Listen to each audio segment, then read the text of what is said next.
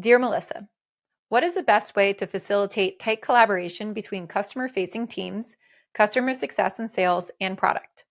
Product wants to talk to customers, but wants to be strategic and not reactive. Customer success wants to protect their customers from too many repetitive research requests that go nowhere. But they want customers to see that product hears and responds to their feedback.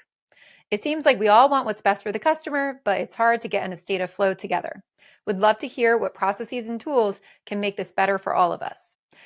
Great, timely question. So, one of the things that you're really going to want to look at here is how do we get the feedback loops going between customer success and product? So, that's really, really important.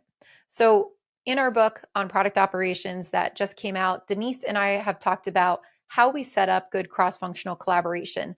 And a really big part of why product operations came to be was to help these connections and these feedback loops become more standardized in companies. So, one piece of this is looking at how do we make sure that the information that sales is learning about what customers want and what they hear, customer success teams too, about what's good, what's bad with our products from current customers. We want all of those pieces of feedback to get to the product team. And a lot of times that's not happening right now. So what sales is doing is they're being reactive and they're like, you're not listening to us, you're not looking at this.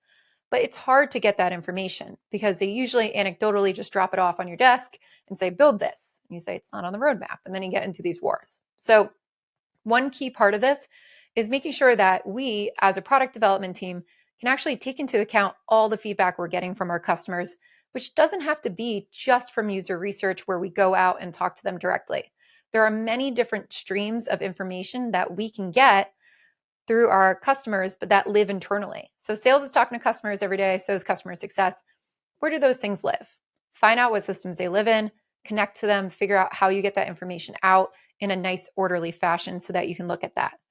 Now you can tell sales and customer success, we're up to speed. We hear what they're saying. We're reading your notes. We're on the same page. The second part of that feedback loop is going back to sales. This is what we did with that information. Here's things that we could prioritize. Here's things where we couldn't prioritize. Here's where we need to dig deeper and actually go do user research. But look, I exhausted our other options already. I already looked through all the interview notes we did before.